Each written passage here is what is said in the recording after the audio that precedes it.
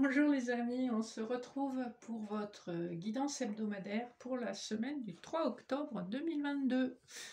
Sans oublier que les énergies, c'est quelque chose de fluide, donc peu importe le moment où vous visionnerez cette vidéo, c'est intemporel, c'est général, voyez ce qui résonne vraiment en vous, faites preuve de bon discernement et n'oubliez pas de garder votre libre arbitre. Tout n'est pas forcément pour vous. Alors, pour la guidance, je vous propose aujourd'hui un tirage général avec l'association des cartes du Béline de Gabriel Sanchez, de l'oracle de la Triade de Dominique Duplat, une petite guidance sentimentale avec le Gilded Reverie le Normand. Je vous donnerai également un petit message de l'oracle des déesses, un message de l'oracle d'Ishtar pour terminer. Et avant de commencer le tirage, on va voir les énergies de la semaine avec les lames majeures du tarot. Ici, on a une carte qui veut bien sauter. Et voilà. C'est tombé tout seul. Alors, on a la carte de la lame sans nom, donc la lame 13 qui symbolise la mort, mais la mort avec un nouveau recommencement. Et comme on est entré dans l'automne, c'est une carte qui prend ici tout son sens. Pour recommencer quelque chose, et bien souvent il faut balayer ce qui est vieux et ce qui n'est plus pertinent dans votre vie. Donc on démarre cet automne donc avec cette énergie de renouveau et de laisser derrière soi ce qui n'est plus utile à notre vie. Voilà, donc je vais la poser ici pour que vous la voyez. Donc un message quand même intéressant et pertinent. On va commencer avec la première association de cartes. Donc, nous avons l'étoile de l'homme et le nadir.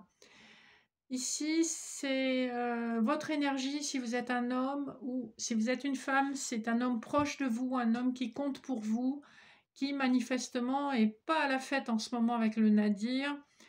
On voit que cet homme galère pour sortir du fond du seau. Hein, le nadir, c'est vraiment là, c'est plus que de la déprime, c'est presque de la dépression. On vous invite ici, justement, avec aussi la lame sans nom, à sortir de votre déprime, à sortir du fond du seau, à vous concentrer sur le petit point blanc qu'on voit sur la carte. Tout le monde a des moments difficiles dans la vie et ces moments, n'oubliez pas, sont transitoires. Nous ne sommes pas des arbres et toute situation est de toute façon amenée à évoluer, même quand ça paraît interminable et que effectivement ça n'évolue pas vite. Et en général, ça nous paraît interminable quand on n'est pas bien. Quand tout va bien, évidemment, ça passe beaucoup plus vite. On vous invite donc à vous concentrer sur votre petite lumière intérieure et à faire le point. Alors, les deux cartes suivantes, on est toujours dans des énergies un peu compliquées avec l'infortune. C'est une carte de Saturne, donc on est sur la réflexion, on se recentre sur soi-même, sur ses priorités, ça fait longtemps que ça dure, c'est pesant. L'infortune, c'est aussi un peu cette impression que y a une forme d'injustice. Et heureusement, bon, c'est mieux aspecté parce qu'on a la carte de l'équité qui parle du fait que vous êtes protégé, vous êtes guidé dans votre fort intérieur et que vous allez vers une guérison et un équilibre. Ce sont des cartes quand même très spirituelles, hein. C'est rigolo parce que voilà, l'automne amène des réflexions. Ensuite, nous avons la carte de l'eau et la carte de la fusion. Ici, il peut être question d'un grand chambardement et un grand bouleversement sur le plan émotionnel. L'eau, c'est une carte qui parle de créativité, mais aussi d'émotion, voire peut-être de passivité. Mais en tout cas, il y a beaucoup de choses qui bougent à l'intérieur. La fusion parle de la possibilité de vous installer avec une personne chère à votre cœur, hein, donc ça peut être votre moitié, ou si c'est deux cartes qui vous parlent plus sur le plan professionnel, il est possible que vous soyez dans un métier ou dans une activité créatrice où vous vous associez avec quelqu'un. Hein. Les 2 anneaux, c'est vraiment, cette idée d'association. Donc que ce soit sur le plan professionnel ou personnel, on voit qu'il y a beaucoup d'émotions, beaucoup d'implications, créatives aussi et également beaucoup d'intuition. Ici, ça me parle quand même plutôt d'une énergie féminine, hein. Ensuite, heu, nous avons la carte de l'intelligence et du papyrus. Ici, sur le plan professionnel, si ça vous interpelle, on est, sur des décisions qui sont très réfléchies, qui sont mûrement réfléchies, qui sont même un peu stratégiques. Le papyrus parle d'un contrat qui se signe ou de papiers qui se signent, de messages qui sont reçus.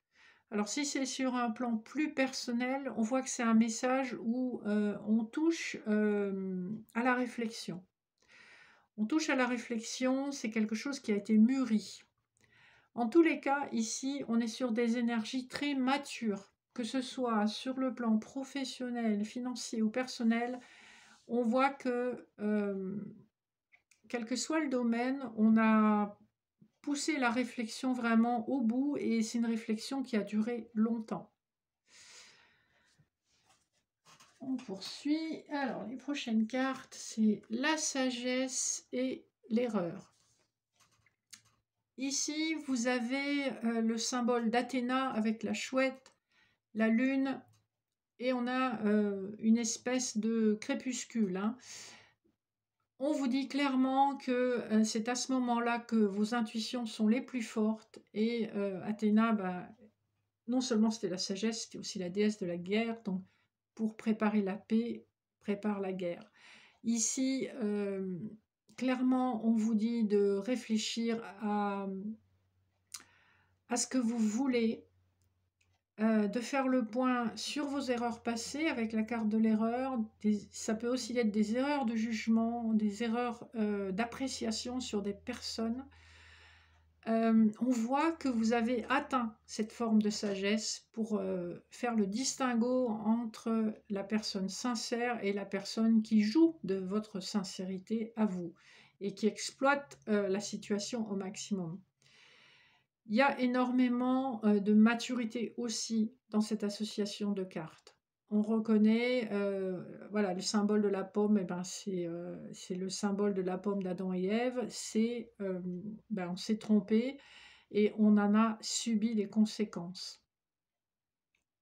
Mais on a aussi gagné en maturité et en clarté de vision sur ce qu'on veut et sur comment l'obtenir. Donc on est dans des énergies vraiment profondes, matures et intelligentes. Ensuite, sur les énergies générales, on a l'appui et la pénitence. Ici, il peut s'agir de quelqu'un autour de vous qui vous procure une aide, un appui qui peut être à la fois financier, concret ou psychologique. C'est-à-dire que, par exemple, l'appui, ça va être quelqu'un qui va vous aider à déménager si vous devez déménager tout seul. C'est quelqu'un qui va vous donner des bons conseils si vous êtes perdu dans une situation ou qui va vous remonter le moral quand ça ne va pas.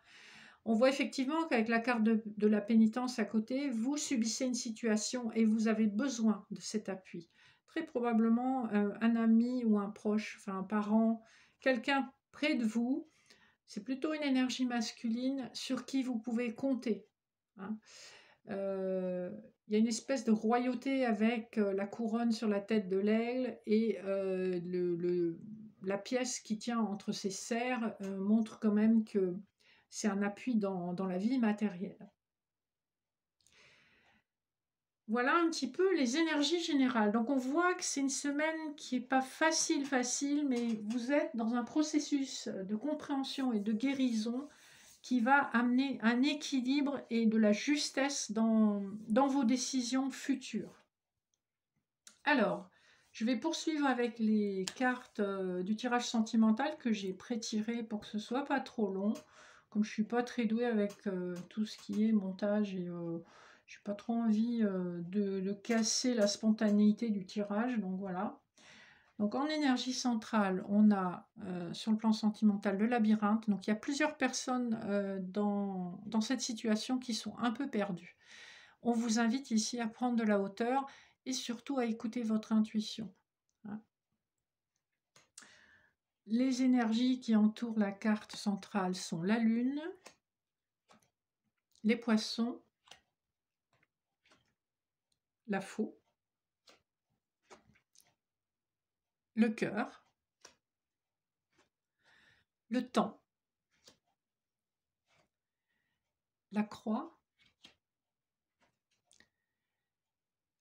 la loupe et les chouettes. Alors, ici on est dans une situation où les personnes concernées, qu'elles soient célibataires ou non, sont perdues face à une décision, sont perdues face au comportement peut-être de leur autre, un comportement qui est compliqué et qui n'est pas clair. Et on voit que c'est une situation qui est pérenne, on voit que ça dure depuis très longtemps. Quand vous avez la carte des coucous, on parle ni de semaines ni de mois, on parle probablement d'années. Hein. Donc ça, c'est peut-être pour les personnes qui ont déjà quelqu'un dans le cœur et c'est une situation qui reste floue depuis très longtemps, où on a gardé la foi, mais aussi on a porté un fardeau depuis très longtemps. On voit quand même que vous êtes dans une situation difficile, mais vous vous en libérez avec la faux, et c'est le seul moyen pour vous de récolter ce que vous cherchez. Et ce que vous cherchez, vous allez le trouver, puisqu'on voit que c'est difficile de dire si c'est la personne à laquelle vous pensez ou une nouvelle personne dans votre vie, mais on voit que la carte réponse, c'est la carte du cœur, et qu'effectivement, on vous dit ici que vous avez pris la bonne décision, que vous avez décidé d'avancer, puis ça rejoint un petit peu l'énergie de la lame sans nom hein, qu'on avait tout à l'heure, et qu'enfin vous allez trouver une personne qui vous correspond et qui a les mêmes valeurs que vous. On sent que vous serez quand même dans un certain examen par rapport à tout ça, vous serez dans l'incertitude, mais on voit des dialogues abondants. On voit des dialogues sérieux, on n'est pas dans la partie de jambes en l'air, on est dans quelque chose qui est quand même beaucoup plus posé et qui résonne avec les énergies générales qu'on a vues tout à l'heure. La Lune ici nous parle quand même beaucoup d'intuition et nous parle d'un délai relativement court. Si ces énergies ne se mettent pas en place la semaine prochaine, on voit qu'on est dans un délai d'une lunaison puisqu'elle ressort en première ligne et en deuxième carte de la première ligne. Donc, on est sur un délai quand même relativement court. On voit qu'il y a encore beaucoup de confusion en énergie centrale. Donc, je vais tirer encore une carte pour voir un petit peu ce qu'on nous dit et de quoi il retourne. Alors, je vais rajouter des cartes sur le labyrinthe, sur la loupe et la croix et enfin les chouettes. Alors, en dos de deck, on a les dés, donc on vous parle ici quand même d'un coup de pouce du destin. Sur la croix, nous avons les échanges avec les oiseaux. Ici, c'est comme si une personne n'avait jamais voulu parler sérieusement et on était toujours dans la légèreté, on était toujours dans la rigolade, le non-engagement. Et on voit que ça a pesé puisque c'est comme si vous aviez porté cette croix depuis très longtemps. Sur le labyrinthe, nous avons la lettre.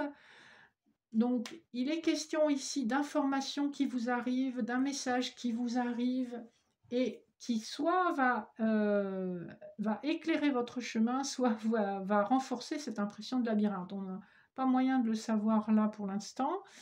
Sur la loupe, nous avons le vaisseau.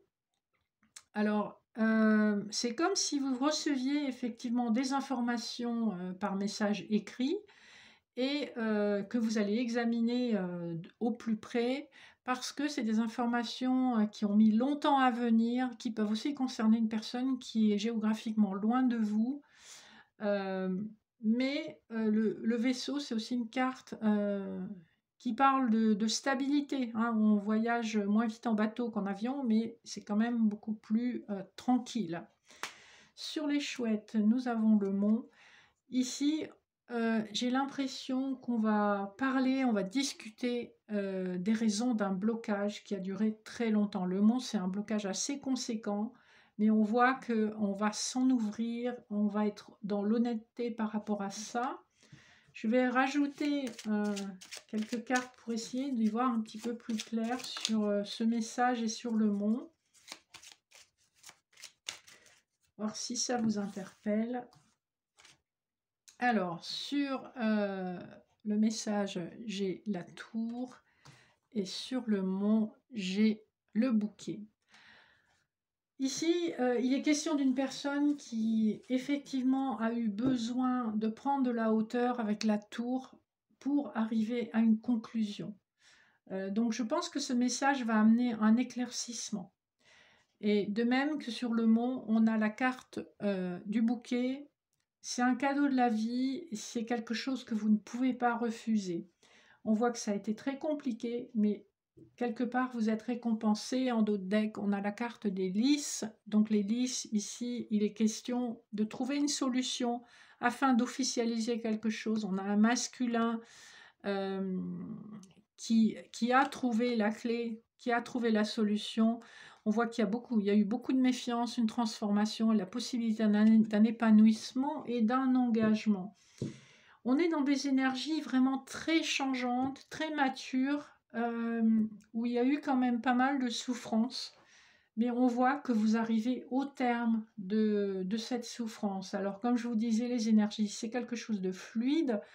C'est pas comme une date sur le calendrier. On voit, ça fait plusieurs semaines que je vous fais des guidances hebdomadaires et qu'on a un peu les mêmes énergies, mais ça met du temps à se mettre en place. Hein. Donc voilà pour l'aspect sentimental. Je vais découvrir avec vous les conseils des déesses. Alors, on a l'illusion. Donc ici, c'est sortir de l'illusion dans laquelle vous vous êtes trouvé, peut-être. Vous permettre de vous sauvegarder et de vous sauver. Hein. Et on vous conseille de vous connecter à la Terre-Mère, à Gaïa. Donc, n'oubliez pas de vous ancrer. Hein. En fait, quand vous êtes déprimé, quand vous êtes dans une situation complexe, n'oubliez pas de vous ancrer. Vous ancrer, c'est utiliser votre force créative et votre pensée créative. Soit vous occupez vos mains, vous faites du dessin, vous faites de la musique, vous faites de la peinture, soit vous allez vous promener dans la nature, vous vous ancrez, vous vous ressourcez à vous-même. Et on va conclure avec une carte de l'oracle d'Ishtar par Gabriel Sanchez. Alors, c'est très intéressant parce qu'on a la carte Renaître, qui est la carte 32. Et on avait, en énergie générale de la semaine, on avait la lame sans nom. Donc on meurt et on renaît. Hein. C'est un peu la symbolique du scarabée aussi qu'on a dans toutes les traditions égyptiennes. Renaître. Je vais vous lire la signification de la carte. Juste que je trouve la bonne page. Voilà, ça y est. Alors, dans la carte Renaître, nous retrouvons Képer, hein, signifiant celui qui vient au monde. Renaître à soi, symbolisant le disciple. Quand j'ouvrirai mes ailes, je ressusciterai. La signification de Képer dans l'écriture hiéroglyphique est arriver à être. Nous serons donc, avec cette carte dans la Renaissance, la découverte d'un être révélé. Elle annoncera le besoin d'évoluer, de renouveau dans votre vie. Qu'il puisse s'agir du domaine professionnel, sentimental ou autre, la carte Renaître indiquera de vous concentrer sur vos besoins de changement. La voix d'Ishtar, tu as connu beaucoup d'hivers en cette vie, mais tu as toujours su ressentir l'appel de ces vivants printemps et t'émouvoir encore des premières lumières qui annoncent l'astre. La vie est un voyage aux multiples saisons. Il t'a fallu apprendre à mourir pour renaître enfin. Dialogue intérieur. Comment travailler à ma reconstruction. Voilà, on a un très joli message pour conclure cette guidance. On est vraiment en harmonie avec les cartes qui ont été tirées. Donc je vous laisse en réflexion par rapport à ce dernier message. Renaissez, renouvelez-vous, n'ayez pas peur d'essayer de nouvelles choses, n'ayez pas peur de rencontrer de nouvelles personnes.